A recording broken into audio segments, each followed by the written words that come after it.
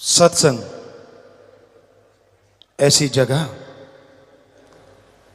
यहां आके इंसान को अपने अल्लाह, वाहिगुरु, गॉड, राम की याद आती है। दुनिया में कहीं भी और आप जाते हैं, बिजनेस कारोबार की, बाल बच्चे परिवार की, अच्छे बुरे व्यवहार की समझ आती है, लेकिन सत्संग एक जगह होती है, यहां अपने कसम अल्लाह वाहिगुरु राम की याद आती है। जिस भी धर्म को आप मानते हैं, जिस धर्म का पहनावा पहनते हैं, क्या वाकई आप उस धर्म के अनुसार चलते हैं? यह सत्संग में आके समझाती है। धर्म कहते हैं इंसान के लिए बहुत से कार्य हैं जो रोजाना करने चाहिए, लेकिन दिन की शुरुआत अल्लाह, वाहिगुरु, राम, गॉड की भक्ति, इबादत से करनी चाहिए।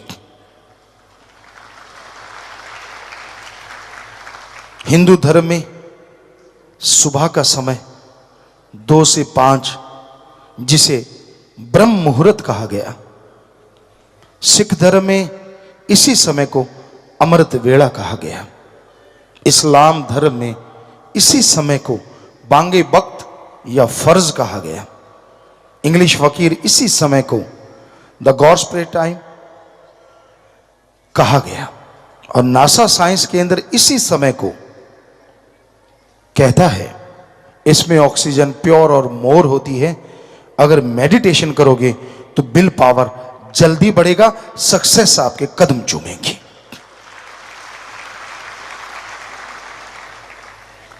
हमने सभी धर्मों को पढ़ा, बचपन से पढ़ते थे। जिस जगह पे रहते राजस्थान में, घर में पवित्र गीता थी, श्री गुरु नानक देव जी महाराज की जन्म साखी, सुंदर गुटका और रामायण, ये पवित्र ग्रंथ घर में हुआ करते। बचपन से हम पढ़ा करते, क्योंकि सभी धर्मों के लोग वहां इकट्ठे रहते थे, तो गुरुजी ने बुलाया तो सभी धर्मों को पढ़ा। लोग हमसे पूछते हैं आप सभी धर्मों को क्यों मानते हो? जैसे अब भी हम बाहर गए, हर कोई कहता था आपका धर्म कौन सा है? हम कह देते थे सभी धर्म, हम सभी को मानते। कहते ये कैसे हो सकता है, एक तो कोई होगा। हमने कहा एक हो तो बताएं। अब बचपन से गुरुजी के चरणों में लगे और उन्होंने बताया सारे धर्म एक हैं, तो हम कैसे कहें हम एक को मानते हैं? हम तो सभी को मानते हैं, सभी का सत्कार करते हैं। मालिक जानता है जन्म से लेके आज तक किसी गुरु, किसी पैगंबर, किसी भगवान के बारे में एक भी अपशब्द हमने कभी नहीं बोला, और ना ही सुनने का कोई मादा रखते हैं। हम कहते हैं जितने भी हमारे गुरु हुए, संत, पीर, पैगंबर, अवतार, महापुरुष, उन्होंने सच लिखा था, सच था, है और आगे भी सच रहेगा। उनकी बात को कोई झुठला नहीं सकता। ये बात अलग है, लोग उनका दिखावा करते हैं, उनके वचनों को नहीं मानते। हम आपको गारंटी देते हैं, धर्मों को इंसान अपने अपने धर्म को, धर्म बदले ना, जिस भी धर्म में आप खुश हैं उसी धर्म में रहिए। पर हम आपको गारंटी देते हैं, इस मिनट अगर आप अपने धर्म को मानोगे, दिखावा नहीं, अगर मानोगे तो अगले मिनट इस धरती पे प्यार मोहब्बत की गंगा बहने लगेगी। ये हम गारंटी देते हैं, क्योंकि धर्म में कुछ बुरा है ही नहीं। धर्म में लड़ना गुनाह है। अजी लड़ना छोड़िए, किसी के बारे में गलत बोलना गुनाह है।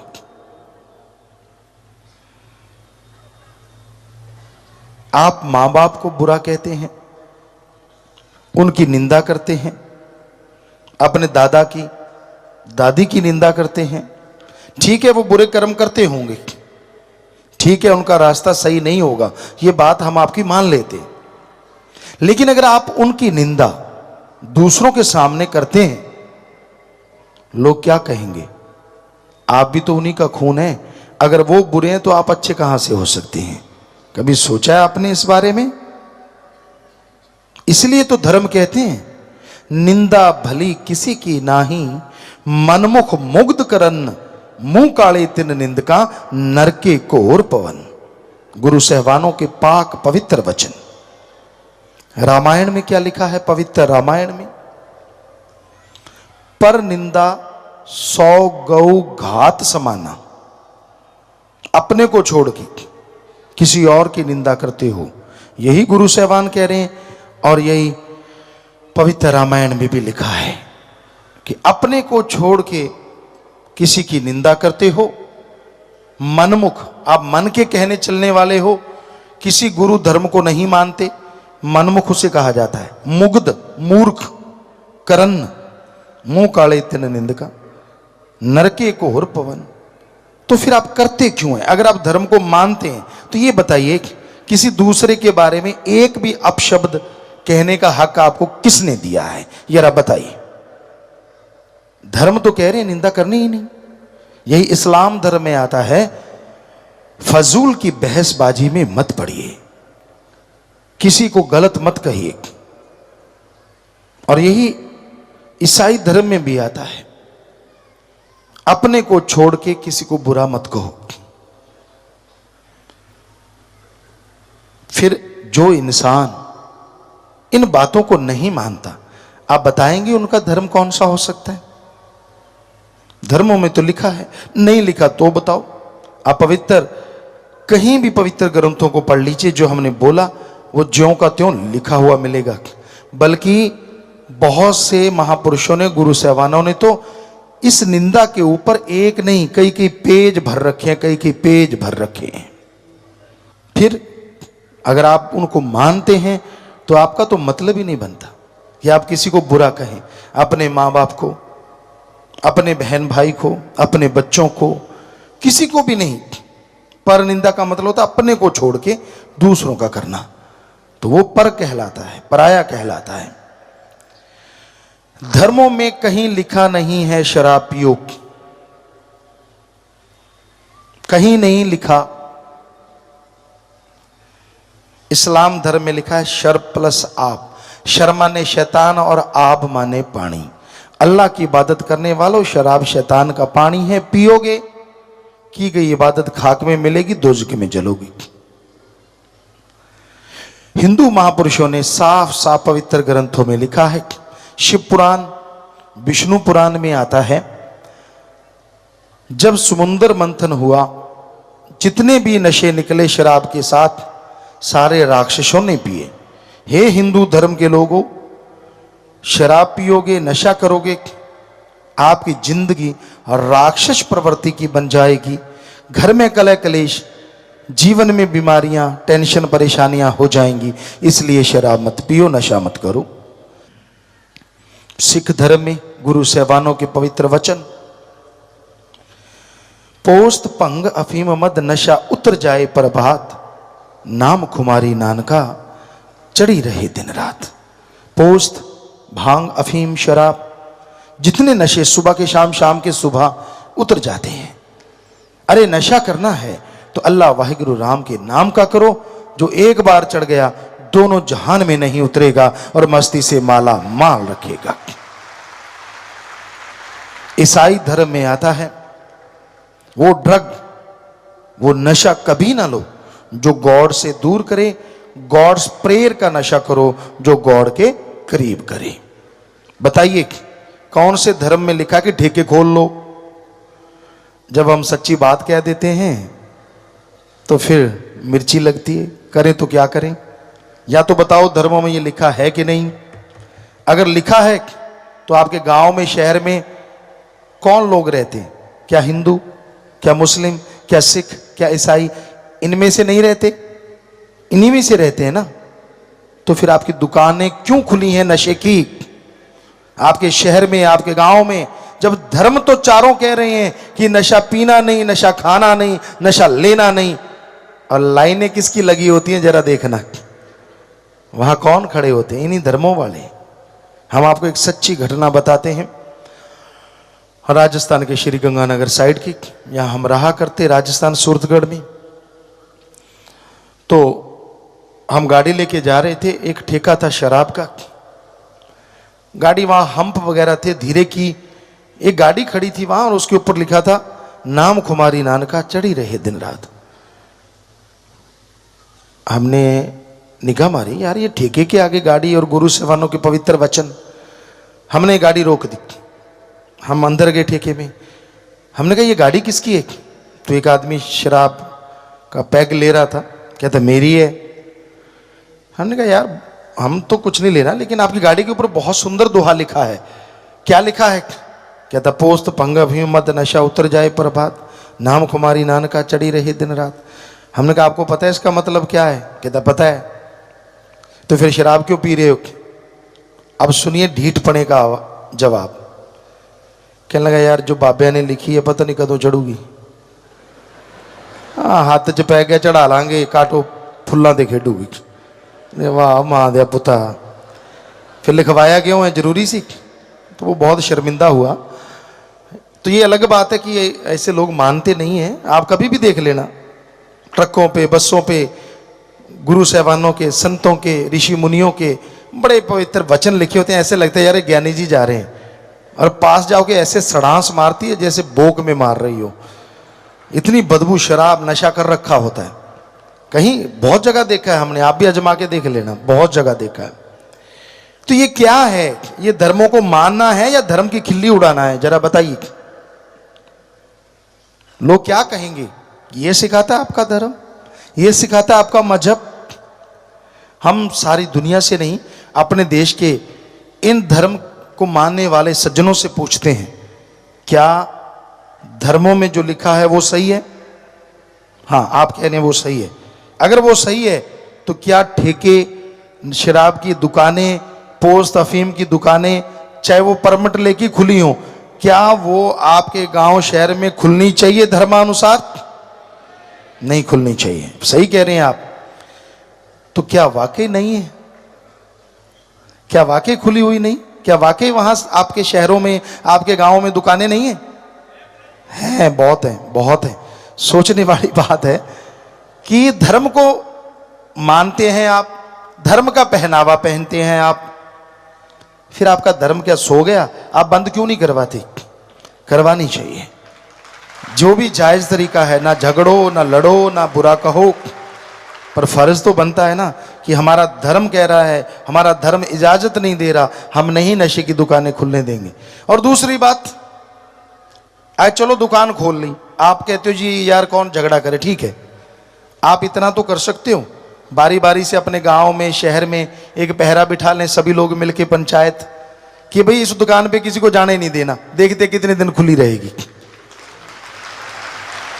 कुछ तो करो। जब धर्म का दिखावा करना हो, ये कर वो कर, बड़े टूटियां शूटियां लगा दिखाना कि मैं यार मेरे को देख के लोग समझ जाए मैं कौन हूं। मजा तो तब है जब धर्म का कर्म भी करके दिखाओ, मजा आ जाएगी कि वाकई आप कौन हैं, लोग अपने आप ही पता चल जाएगा यार ये है सच्चा धर्म को मानने वाला। तो भाई सच्ची बात कड़वी तो होती है, पर हम क्या करें, सत्संग में सच बोलना पड़ता है। तो ये सच ना हो तो हम सत्संग नहीं करेंगे कभी भी। अगर आपको लगता है कि ये सच नहीं है तो ये सच है, लेकिन जब सुनना पड़ता है ना सच, कड़वा बहुत लगता है, बुरा लगता है। हम किसी भी धर्म की निंदा कभी जिंदगी में, जब से जन्म लिया है मालिक जानता है, सोचा नहीं। निंदा करनी तो बहुत दूर की बात है, मालिक जानते हैं। हर धर्म को मानते हैं, इज्जत करते हैं, उन महापुरुषों की, संत पीर पैगंबरों की। हम तो खाकसार हैं, चौकीदार हैं, सेवादार हैं। चौकीदार रात को हुक्का मारता है, हम वो चौकीदार हैं दिन रात आवाज देते रहते, अरे जाग जाओ, अरे धर्म को मान लो, अरे सुख मिलेगा, शांति मिलेगी। हाथ जोड़ जोड़ के प्रार्थना करते हैं। और ऐसा तो कोई सेवादार कर सकता है, चौकीदारी कर सकता है, तो हम तो करते रहते हैं, हम अपनी कोई बड़ाई नहीं देते। पर आपको फिर भी बुरा लगता है तो क्या किया जा सकता है, क्योंकि राम नाम का डंका बजाना फकीर का काम होता है, लोगों को सचेत करना रूहानी सूफी संत का काम होता है जैसा टाइम चल रहा है उसके अकॉर्डिंग व्याख्या करना, उसके अकॉर्डिंग लोगों को समझाना। गू का मतलब होता है अंधकार और रू का मतलब होता है प्रकाश। रूहानी सूफी गुरु पीर फकीर क्या सिखाते हैं कि जो अज्ञानता रूपी अंधकार में ज्ञान रूपी दीपक जला दे वो सच्चा पीर फकीर गुरु होता है। तो भाई हमारा काम आपको आवाज देना है। आप जागो ना जागो आप मर्जी के मालिक हैं।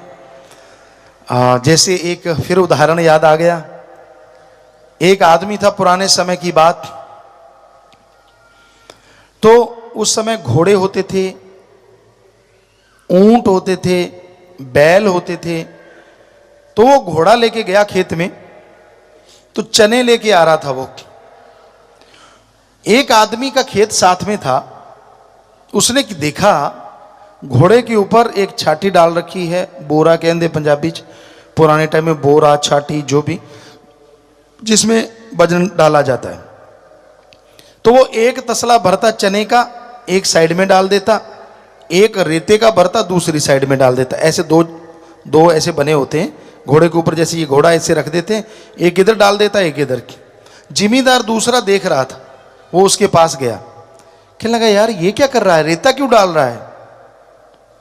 कहता मैं वजन बराबर कर रहा हूं, इधर चने डालूंगा 2 मन, इधर बराबर रेत डालूंगा ताकि बैलेंस रहे, नहीं तो वो गिर जाता है। सब लोग जानते हैं पुराने, अगर वो एक साइड ज्यादा हो जाए तो गिर जाता है।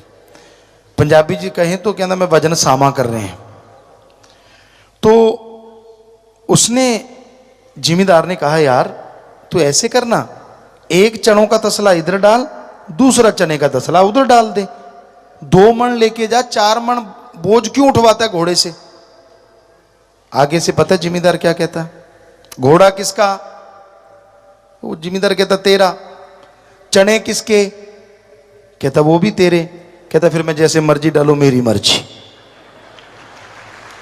तो आजकल के ऐसे घोड़े वाले हैं, कुछ भी सिखा लो उनको, कुछ भी समझा दो, कहता मैं तो ऐसे करूंगा, मेरी मर्जी। तो भाई मर्जी तो तेरी, पर बताना तो फकीर का फर्ज होता है कि सही रास्ते पे चलिए। आप सेवा कीजिए, घर से शुरुआत कीजिए अपने माँ बाप की। और माँ बाप जो बुजुर्ग बैठे हैं यहाँ, उनका फर्ज है बच्चों को सलाह जरूर दो पर टांग मत अड़ाओ। उनको बोल दो आपने बहुत मेहनत की है, आपने हिम्मत की है, उनके लिए जो कमाया ठीक है, जो बनाया ठीक है, कि भाई तेरे को मेरे तजर्बे की जरूरत पड़े तो बताऊंगा मैं, तू गलत चलेगा तो भी बता दूंगा। आगे वो माने ना माने उनकी मर्जी, ठोकर खा के मान लेंगे। लेकिन अगर आप जबरदस्ती करोगे तो हो सकता है फिर अनाथ आश्रम में आपको भेज दें। और बच्चों को चाहिए कि वो बुजुर्गों का सत्कार करें। अरे जन्मदाता हैं आपके, क्या हो गया अगर किसी भाई बहन को अपने बुजुर्गों का टट्टी पेशाब उठाना पड़ गया? वो समय भूल गए जब बचपन में वो आपका टट्टी पेशाब सब उठाया करते थे? क्या हो गया अगर 2-4 दिन आपको उठाना पड़ गया तो? हमारी यही संस्कृति है, हमारा यही धर्म सारी दुनिया में नंबर 1 है, हमारे सारे धर्म, क्योंकि इसमें ऐसी शिक्षा दी जाती है जो दुनिया में कहीं भी नहीं। एक बार काफी देशों के लोग आए, कहते गुरुजी आपके जो धर्म है, हिंदू मुस्लिम सिख ईसाई, इसमें ऐसा क्या है? हमारी संस्कृति बढ़िया है, आपकी संस्कृति किसी काम की नहीं। हमने कहा हमारे धर्मों की अगर ABCD भी सुना देना आपको, आपकी गिग्गी बज जाएगी। कहते कैसे? हमने कहा आपको धर्मों की A सुनाते हैं, B फिर सुनाएंगे। कहते सुनाओ। हमने हमारे धर्मों की A ये है कि जब बच्चा छोटा होता है, बिल्कुल छोटा सा जन्म लेता है, और जब तक वो पैरों पे खड़ा नहीं होता तब तक उसके माँ बाप केयर टेकर होते हैं, उसकी संभाल फूलों की तरह करते हैं, उसमें ध्यान रखते हैं। और जब माँ बाप बूढ़े हो जाते हैं, उनको सहारे की जरूरत पड़ती है, तो हमारे धर्म कहते हैं वो नौजवान बच्चे अपने बुजुर्गों को फूलों की तरह रखते हैं, उनकी वैसे केयर टेकर बन जाते हैं, वैसे संभाल करते हैं। आप लोगों के देशों में क्या ऐसी रीत है? सभी कहने लगे नहीं गुरुजी ये तो कमाल है। हमने कहा अभी तो A ही सुनाया है, B कभी फिर सुनाएंगे। A से ही आप हिल गए तो वो मान गए कि आपकी संस्कृति जैसी है ऐसी दुनिया में किधर भी नहीं, और हमारे वाले उनकी संस्कृति लाने की तैयारी में है। नंगे रहेंगे, ऐसे रहेंगे, ये होना चाहिए, वो होना चाहिए। अरे क्यों? जब हमारी संस्कृति इतनी रिच है, इतनी महान है, हमारे गुरु पीर पैगंबर महापुरुषों की देन है, हम क्यों किसी की नकल करें? बल्कि उनको मोल्ड करें कि वो हमारी संस्कृति को अपनाएं, ताकि पूरी दुनिया का ये भारत देश हमारे धर्म गुरु बन जाए। तो यही हकीकत है। पहले हम अपनाएं अपने धर्मों को, पहले हम चलें उनके अकॉर्डिंग, फिर ही दुनिया के लोग अनुसरण करेंगे ना। तो कभी भी अपने माँ बाप की, अपने बहन भाई की, अपने बच्चों की निंदा मत किया करो। कई बुजुर्ग लग जाते हैं, मेरा तो बेकार, मेरा तो फलां, मेरा तो धिंकड़। ठीक है, आप गुबार निकाल रहे हैं, वो नहाते टाइम भी निकाल सकते हो, टॉयलेट में जाके भी निकाल सकते हो। कई बच्चे पत्रिका पढ़ते ही हैं वहां बैठ के, तो आप उसकी बजाय वहां गुबार निकाल सकते हो। कम से कम कोई सुनेगा तो नहीं, आप हल्के हो जाएंगे। लेकिन दूसरों को अगर आप अपने बच्चों की भी निंदा करते हैं तो लोग कहेंगे यार हम क्या करें, आपका ही खून है, फिर क्या जवाब है आपके पास? तो ठीक है, उनको, वो बिगड़ गए हैं, गलत रास्ते पे चल रहे हैं, मानी बात, आप सही हैं, लेकिन गाते फिरने से वो सुधरेंगे नहीं, बल्कि उनको सुधारने के लिए आप प्यार से, मोहब्बत से प्रयास कीजिए, तो यकीनन वो चेंज होंगे, यकीनन उनमें बदलाव आएंगे। तो कभी किसी को बुरा ना कहा करें, ना अपनों को ना दूसरों को, क्योंकि दूसरों की तरफ यूं उंगली उठाते हो, एक उंगली किसी और की तरफ, तीन उंगलियां खुद की तरफ उठ जाती हैं।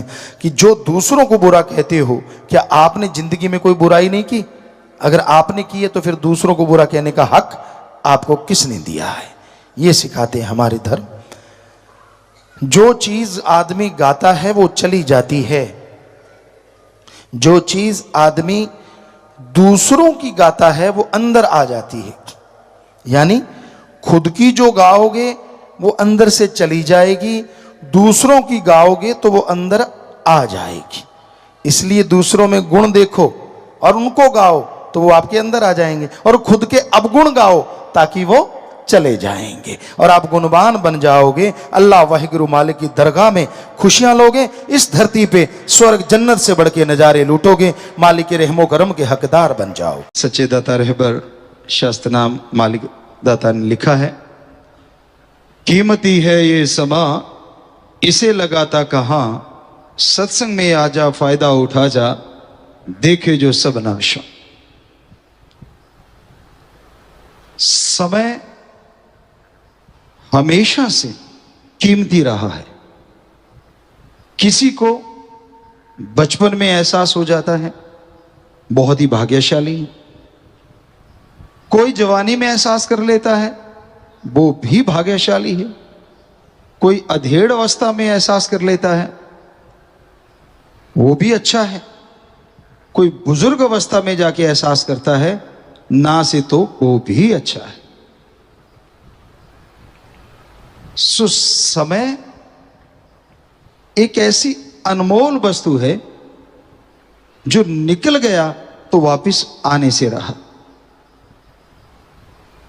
आप कहते हैं जी ये तारीख फिर नहीं आती, आप तारीख की बात करते हैं, जो पल गुजर गया वो दोबारा नहीं आता। आज की तारीख, आज का दिन, आज का सन और आज का ये पल, ये जब गुजर गया तो फिर कब आएगा? सो कहने का मतलब, चाहे आप कागजों में देख लो, चाहे वैसे सोच लो, समय कभी भी किसी के लिए ना तो रुका था, ना रुका है और ना कभी रुकेगा। ये तो चलता रहता है। घड़ी खराब किसी के हाथ पे बंदी देखिए, देखी होगी, कई होते हैं मस्त मलंग, पर वैसे कोई बांधता नहीं। आजकल तो बच्चे वैसे नहीं बांधते, क्योंकि जेब में से निकाला, अच्छा टाइम क्या है। वैसे टाइम की उनको जरूरत भी नहीं पड़ती, क्योंकि गेम ही खेलना होता है, या चैटिंग या सर्चिंग या गेमिंग, और बेचारे मसल पड़े पड़े रोते हैं।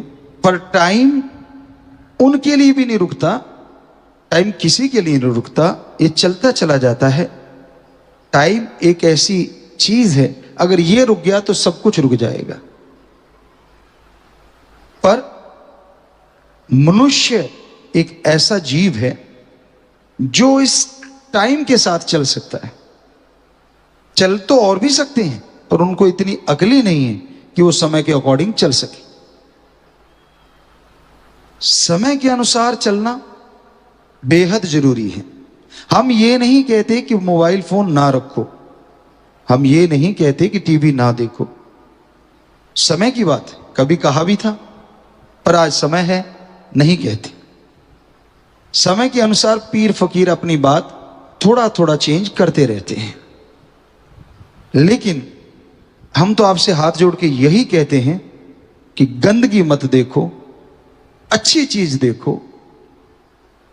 सीखना है तो इन्हीं डिवाइस पे बहुत कुछ सीखा जा सकता है, बड़ी तरक्की की जा सकती है और बहुत कुछ कमाया भी जा सकता है। लेकिन आप गवाते ज्यादा हो, कमाते कम हो। कंटिन्यू छोटे छोटे बच्चे गेम खेल रहे हैं, क्या गवा बैठते हैं, आंखें उड़ जाती, बड़े बड़े चश्मे मोटे मोटे आंखों पे आ जाती। पिछली बार बच्चों ने बताया था MSCIT विंग वालों ने कि शायद कोई ऐसी ऐप आ गई है कि पेरेंट अगर उसको उसमें डाल दें, बच्चे जो छोटे हैं तो वो अगर मोबाइल देखेंगे तो आपको पता चलेगा कितना टाइम उन्होंने देखा और क्या क्या देखा। और यही नहीं, उनको लॉक भी कर सकते हैं आप कि ये चीजें ये कभी नहीं देखेंगे। तो हम चाहते हैं, हमारे सत्संगी तो खास करके, बाकी तो मतलब हम जितने लोग सुन रहे हैं, हम सबसे हाथ जोड़ के चाहेंगे कि ये ऐप जिनके छोटे बच्चे हैं वो अपने फोन में जरूर डाउनलोड करवाएं। हम उनकी कोई मशहूरी नहीं कर रहे, हम उनके कोई ब्रांड एम्बेसडर नहीं है ऐप वालों के, लेकिन हमारा कहने का मतलब ये है कि आपका बच्चा बचपन में ही जवान ना हो जाए। समझदार को इशारा काफी है, क्योंकि बचपन की जवानी घातक होती है, जवानी जब आए तभी सही है। बचपन में वो उनके नॉलेज के लिए नहीं है। हमारे हिंदू धर्म में 25 साल रखे हुए थे ब्रह्मचर्य का सख्ताई से पालन, उनको पता ही नहीं होता था इन चीजों का। गुरुकुल में ऐसी चीजें होती ही नहीं थी, सिर्फ पढ़ाई, शरीर को बनाना, दिमाग को बढ़ाना, ये चीजें वहां सिखाई जाती थी। बड़ों का सत्कार करना, इंसानियत का पाठ पढ़ाना, इज्जत सत्कार के साथ जीना और सहज सम्मान जीने की शिक्षा देना और दूसरों का भी सम्मान करना, ये चीजें सिखाई जाती थी 25 साल तक। अगले 25 साल होते थे जो घर गृहस्थ के लिए होते थे, लेकिन वो जो पहले 25 साल है, हमने एक जगह ये भी पढ़ा कि जब बच्चों की शादी तक रख दी जाती थी तो उसमें उस गृहस्थ जिंदगी की ट्रेनिंग के लिए भी 2-3 महीने होते थे, उनको सब समझाया जाता था। गजब है, कमाल है, क्योंकि बहुत से लोग इससे अनजान होने की वजह से भी बीमारियों का खरीद लेते, बीमारियों का घर बन जाते हैं। तो ये जरूरी है कि आप उस ऐप को जरूर डाउनलोड करें, अगर है तो। वो पिछली बार जिक्र चला था, उसका नाम क्या है, अगर पॉसिबल हो। वैसे बाहर कोई और आदमी अगर ये चीज कहे तो शायद कंपनी वाले से पहले कांटेक्ट करेगा, अभी तेरी ऐप का मैं नाम लेने जा रहा हूं, बोल मुझे क्या देगा। तो कह रहे हैं कि बहुत सारी ऐप्स हैं, लेकिन फिर भी जो अच्छी हों, जिनमें कि वो लॉक भी किए जा सके, चैनलों को लॉक कर सके माँ बाप कि ये चैनल बच्चा खोल ही नहीं सकता। समय है, ये समय को संभालना माँ बाप का फर्ज है। अपना कल्चर एक अलग है पूरे वर्ल्ड से, और नंबर 1 है हमारी संस्कृति, नंबर 1 है। हमने समाज को, पूरी दुनिया को अपना कल्चर सिखाना है, हमने उनके कल्चर में खो के गंद नहीं बनना। कभी ऐसा जमाना भी था जब लोग हमारे देश में पढ़ने आया करते थे, शायद यहां तक हमें याद है, 100% श्योर नहीं, शायद नालंदा यूनिवर्सिटी में विदेशों के बच्चे पढ़ने आया करते थे। जैसे आजकल वाले आज्ञा लेते, मैं कनाडा चला जाऊं, मैं USA चला जाऊं, मैं फलां जाऊं, तब वहां के कहते थे क्या मैं भारत चला जाऊं। इतना मुश्किल होता रहा, हमारा रुपया उनके डॉलर से बहुत ज्यादा आगे था, इसीलिए सोने की चिड़िया कहा जाता था। तो वो सोने की चिड़िया बनाने वाले वंशज तो हम लोग ही हैं, ये तो वो हमारे ही वंशज। फिर हम क्यों अपनी संस्कृति छोड़ के दूसरों की तरफ बढ़ते जा रहे हैं? आप याद रखिए, पूरा वर्ल्ड एक दिन हमारी संस्कृति का कायल होके रहेगा। उनको चाहिए शांति, आत्मिक शांति, जो वो अशांत होते जा रहे हैं और आप उनको फॉलो कर रहे हैं और वो ढूंढ रहे हैं मेथड ऑफ मेडिटेशन। हमारा गुरु मंत्र जिसका नाम मेथड ऑफ मेडिटेशन है, जिसे कलमा नाम शब्द अलग अलग धर्मों में अलग अलग नाम, वो उसकी तरफ आ रहे हैं और हम उनकी गंदगी की तरफ जा रहे हैं। हमारे बच्चे बहुत सारे, बड़े दर्दनाक चीज है ये। पूरा वर्ल्ड कायल है हमारी संस्कृति का। तो ये आप मानो ना मानो एक दिन ऐसा आने वाला है, क्योंकि शांति मिलेगी तो हमारे संत पीर पैगंबरों के बताए हुए मार्ग से मिलेगी, और कहीं वो लटकता हुआ आम अमरूद का पेड़ नहीं है, यहां से तोड़ के कोई खा लेगा और आत्मिक शांति आ जाएगी या पीस ऑफ माइंड आ जाएगा। ऐसा हो ही नहीं सकता। वो मेथड ऑफ मेडिटेशन ही है, वो गुरु मंत्र ही है जो आत्मा को शांति दे सकता है, जो दिमाग को शांति दे सकता है। समय को संभालो, अपनी संस्कृति महान है, क्यों गिर रहे हो अपनी संस्कृति से? कहते नहीं जी आप तो रूढ़िवादी विचारों के हो। तो आप कौन से विचारों के हो? रूढ़िवादी एक अलग चीज है, पाखंडवाद एक अलग चीज है। स्वस्थ परंपरा हमारी थी। आप समझने में गलती करते हैं। हमसे बहुत बार ये पूछा जाता रहा, अब भी कई बार पूछ लेते हैं, क्योंकि सबसे पहले पवित्र वेद बने। ये तो हर दुनिया का बंदा मानता है कि सबसे पुरातन ग्रंथ है तो पवित्र वेद है। तो उनमें सब कुछ लिखा हुआ है, पढ़ने वाले का नजरिया चाहिए। कई लोग कहते गुरुजी अगर आप इतना ही कहते हो कि पवित्र वेदों में सब कुछ है, तो फिर आपके तो कहते हैं चंद्रमा देवता है, वो तो पत्थर है, ये तो साबित हो चुका है। तो हम हंस पड़े। कहते आप हंसते क्यों?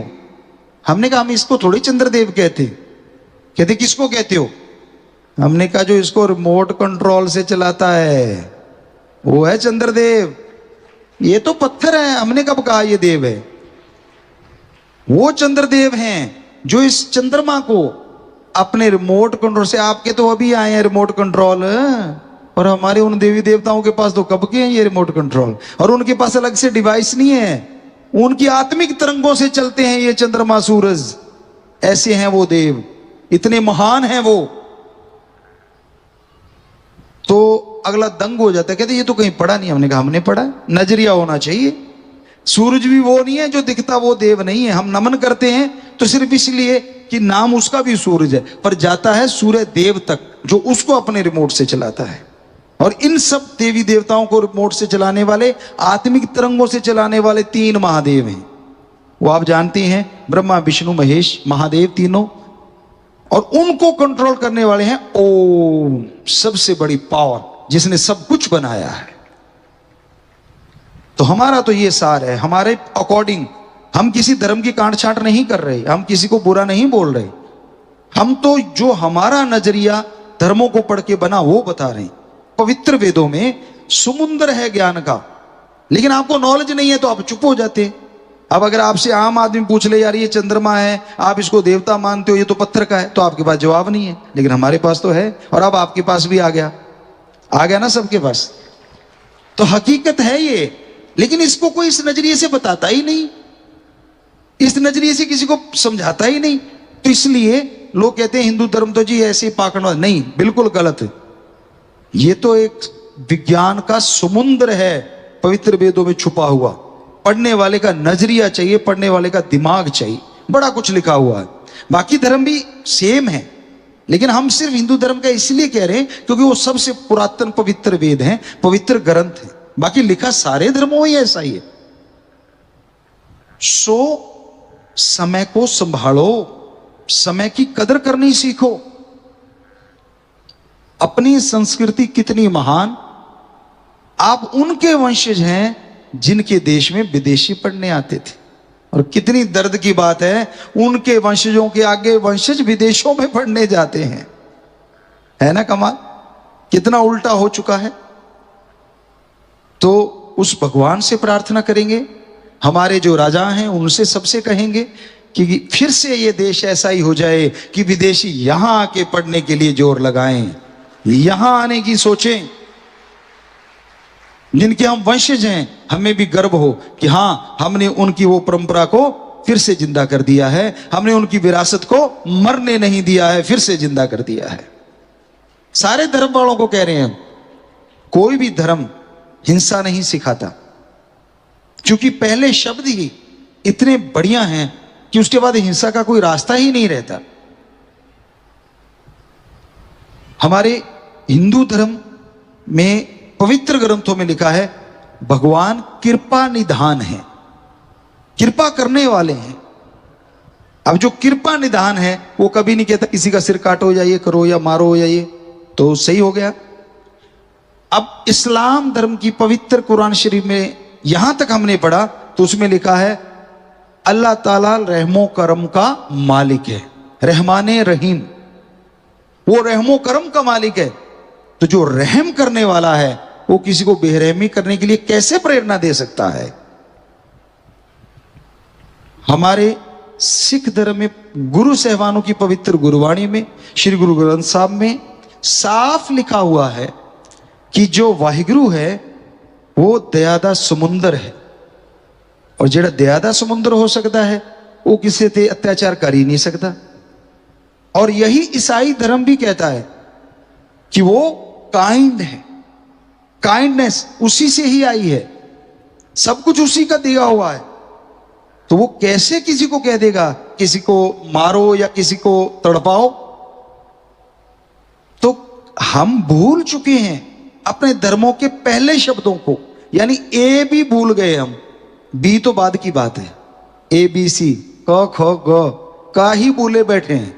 जो पहला शब्द है हमारे धर्मों का वो हम भूल गए हैं, वो रहम करना है, दया करना है, क्योंकि वो कृपा निदान की औलाद कभी राक्षस नहीं हुआ करती। देवी देव भी दया के सागर के नुमाइंदे हैं, और फिर इंसान भगवान की बनाई सर्वश्रेष्ठ कृति है, सर्वश्रेष्ठ प्रभु का बनाया इंसान। तो फिर ये तो दयालु अपने आप ही हो गया। जो दया नहीं करता, जो रहम नहीं करता, वो ना तो देवता हो सकता है ना वो इंसान हो सकता है। उसी को ही शैतान या राक्षस की उपाधि दी गई, और उनके कोई सींग नहीं है, वो एक अलग लोक है। अगर कोई ऐसा है जो हमने धर्मानुसार पढ़ा, सर्च किया, तो वो एक अलग लोक हो सकता है। यहां सिर्फ वही लोग हैं। लेकिन अगर यहां धरतियों में देखें तो वो लोग जो दया रहम को छोड़ गए, वो लोग धर्म का नकाब तो पहनते, धर्म का कर्म छोड़ गए, वो लोग ही राक्षस या शैतान की श्रेणी में आ जाते हैं, और उनके सींग नहीं लगे होते। तो भाई, परमात्मा ने, अल्लाह वाहिगुरु राम ने हमें सर्वश्रेष्ठ बनाया है। क्यों गिरते जा रहे हैं? बेपरवाह जी के एक भजन में शायद कहीं आता है, या उन्होंने व्याख्या में कभी बोला, हमें अच्छे से ख्याल है कि पशु जितने होते हैं उनका मुंह नीचे को होता है, और आदमी का तो मुंह सीधा है। ऊपर आदमी देख सकता है, पशु कम देख पाते, देखते हैं, लेकिन मुंह तो शायद चलते हैं जब नीचे रहता है। तो तू नीचे वाली चीजों में क्यों खोया हुआ है? ये ऊपर वाली चीज की तरफ क्यों नहीं आ रहा? तुझे तो ऊपर की तरफ आना चाहिए। ये जो 10वां द्वार हिंदू और सिख धर्म में बोला, इस्लाम धर्म में मेहराब, इंग्लिश फकीर वेरी वेरी डीप स्लीप्स पॉइंट जिस जगह को कहते हैं, इसकी तरफ आ, जरा ऊपर उठ। क्यों भोग विलासों में खोया हुआ है? क्यों इंद्रियों में खोया हुआ है? कभी ऊपर उठने की कोशिश तो करके देख। अरे वो सर्वशक्तिमान, सर्वज्ञाता, वो ओम अल्लाह वाहिगुरु गॉड खुदा रब का रास्ता यहीं से खुलेगा। इसलिए कम से कम तू तो सही सोच रख। पर आज आप देखते हैं, आप जानते ही हैं, पशुओं से बदतर होता जा रहा है मनुष्य। इंद्रियों के भोग विलासों में खोया हुआ है, और समय गुजर रहा है, समय रुकता नहीं है। गुजरने का मतलब दूसरे शब्दों में कहें तो जीवन बीत रहा है, यह कहीं रुकने वाला नहीं है। कहीं ऐसा ना हो समय गुजर जाए। वो है ना, फिर पछताए होत क्या जब चिड़िया चुगी खेत, कि फिर पछताने का क्या फायदा जब चिड़िया खेत ही चुग के चली गई, जब श्वास ही ना रहे, वो लास्ट का समय ही आ गया और समय ने कह दिया, इजाजत नहीं दी कि बस थोड़ा सा समय बाकी है, और आपने पहले कुछ किया नहीं, उसमें समय के अनुसार आप कर नहीं पाते, क्योंकि कभी पैर में दर्द, कभी घुटने में दर्द, कभी कमर में दर्द, कभी ऊपर नीचे दर्द, कभी कहीं दर्द, कभी कोई बीमारी तो कभी कोई बीमारी, उसी में उलझ के रह जाते हो। कभी कोई टेंशन, जो पैदा किए उन्होंने टेंशन दे दी, या फिर खुद के बनाए हुए जो बिजनेस व्यापार है उन्होंने टेंशन दे दी, या मन ने टेंशन दे दी, सोचों ने टेंशन दे दी। आप तो उन्हीं में उलझ गए, क्योंकि उम्र काफी होगी ना, जिंदगी के कई पड़ाव पार कर चुके आप, तो वो पड़ाव ही आपके अंदर घूमते रहते, निकलने का नाम ही नहीं लेते आप उनसे बाहर। तो फिर कैसे जपोगे राम का नाम? और नहीं जपोगे तो ये समय बर्बाद हो गया, यानी जीवन गया, खत्म हो गया आपका। यार आप कितनी जिज्ञासा होती है आदमी के अंदर। हम आज भी स्टूडेंट हैं, आप में से किसी के अंदर भी कोई गुण दिखता है हम फौरन ग्रहण कर लेते हैं, आपको अपनी हकीकत बताते हैं as a human being, as a इंसान, एज ए संत पीर फकीर, वो तो शास्त्र नाम शाह मस्तान है, वो हम है ही नहीं, हमारे शरीर में वही काम कर रहे हैं। पर एज ए इंसान आज भी हम स्टूडेंट है, और हमें लगता है हमेशा स्टूडेंट ही रहेंगे। हर आदमी में कोई ना कोई गुण जरूर होता है, बस निगाह गुण की तरफ होनी चाहिए। चाहे कितना भी बुरा इंसान क्यों ना हो, जब मेरी निगाह ढूंढी गुण रही है तो मैं उसमें से जरूर कोई ना कोई गुण निकाल लूंगा, उसको लेके अपने आप को परिपूर्ण करो। ये है हमारी कल्चर, ये है हमारी सभ्यता। लेकिन आप तो गुण तो अपने गाते हो, मैं ऐसा हूं, मैंने ये किया था, मैंने वो किया था, मैं ऐसा था, मैं वैसा था। जो खुद का गाते हैं ना वो उड़ जाया करता है, और जो दूसरों का गाते हैं वो आ जाया करता है। दूसरों की तो आप बुराइयां गाते हो तो वो आपके अंदर आ जाएंगी, और खुद के गुण गाते हो वो उड़ जाएंगे। क्या कभी आप में हिम्मत पड़ी है खुद की बुराई गाने की? पर्दे के पीछे क्या क्या होता है, कभी बोले हो किसी को? ना जी ना, इज्जत का सवाल है।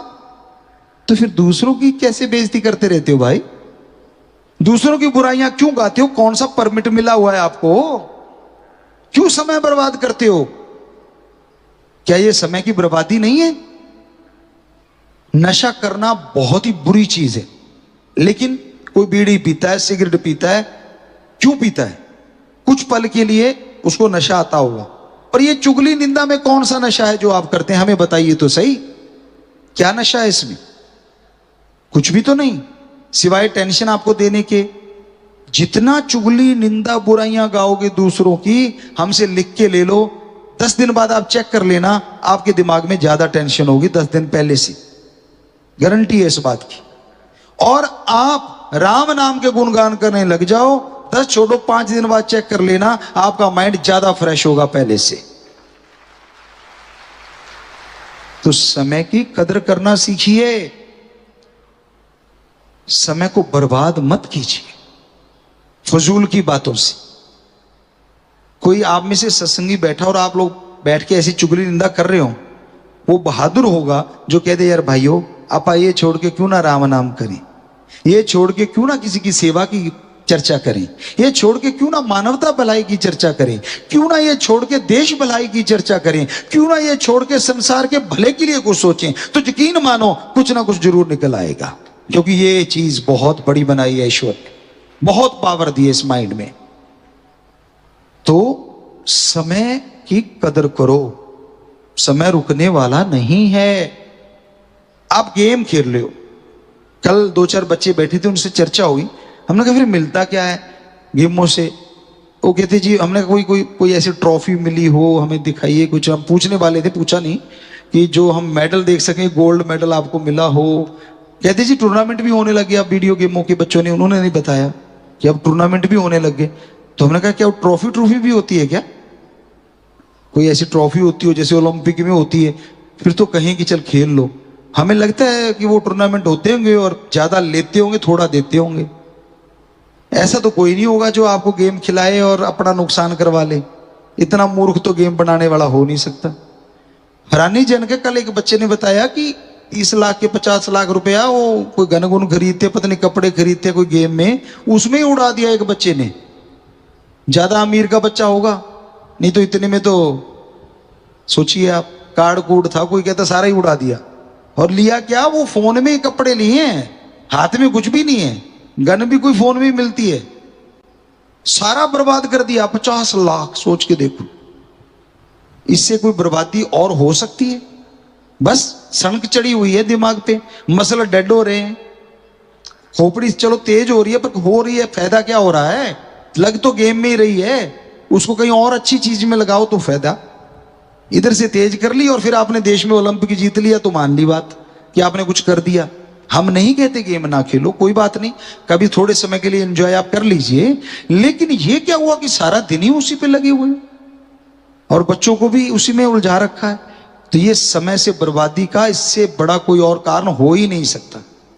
तो कहने का हमारा मतलब, बड़ों को चाहिए वो बच्चों को शिक्षा दें, पर उससे पहले खुद को ज्ञान।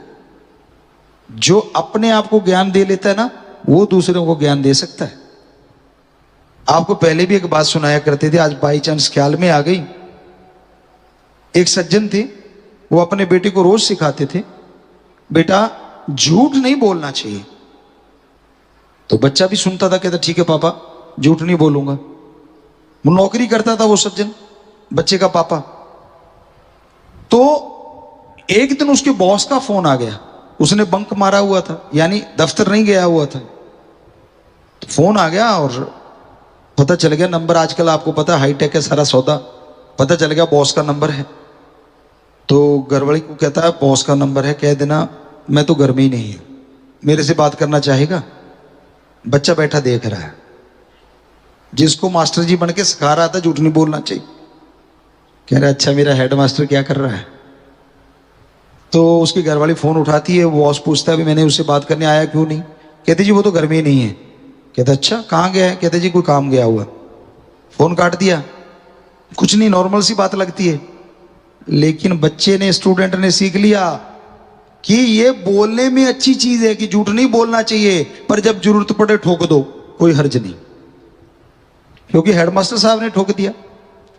तो ये आप ही तो सिखा रहे हो ना अपने बच्चों को, नहीं सिखाते? होता है ना ऐसा। हम तो हकीकत बोलते हैं, झूठ तो बोलते ही नहीं, ना कभी बोले थे ना बोले।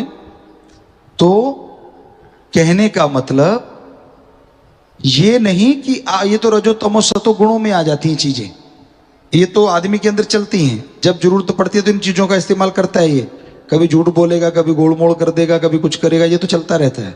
लेकिन बच्चों को बर्बाद तो मत करो। आने वाली पीढ़ी सिर्फ आपकी नहीं है, ये हमारी संस्कृति की विरासत है, उसको संभालना है। आने वाली पीढ़ी उनके नुमाइंदे हैं, उनको हम संभालेंगे, उनको अगर हम सही रखेंगे तभी तो पूरा वर्ल्ड इस देश को फिर से गुरु मानेगा अपना।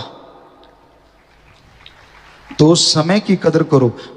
समय इसलिए बेपरवाही कि आज हम सिर्फ और सिर्फ मुखड़ा जो है, साइन कह लो, भजन का या टेक कह लो, कीमती है ये समा, इसे लगाता कहां। सत्संग में आ जा, फायदा उठा जा, देखिए जो सब नाशवा। इतने से में इतना कुछ आ गया। कब से आपसे चर्चा करी है। तो बेपरवाही की एक एक शब्द में ग्रंथ भर सकते हैं हम बोल बोल के, पर सुनने वाले का मादा भी तो चाहिए।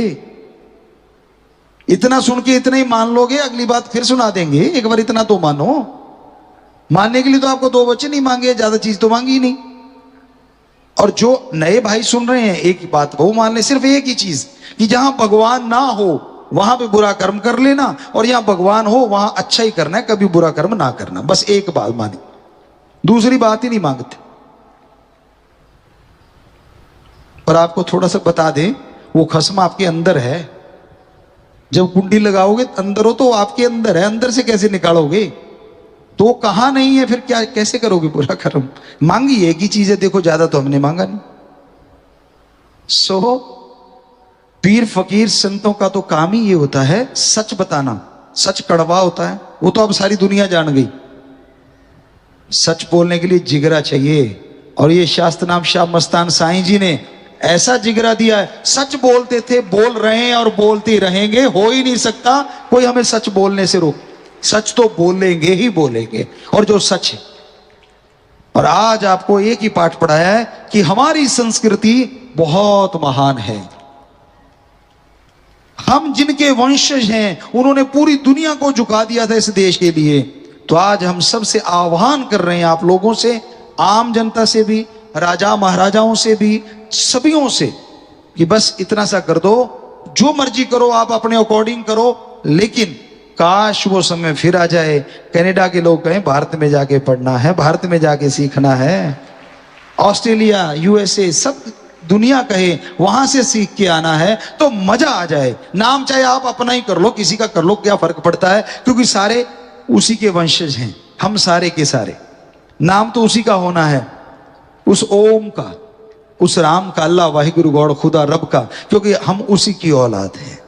सो आज का हमें लगता है लेसन काफी लंबा भी हो लिया आपके अकॉर्डिंग, और मानने के लिए आपको थोड़ी सी चीजें ही बताई हैं। बस समय की कीमत करो, समय की कीमत को पहचानो।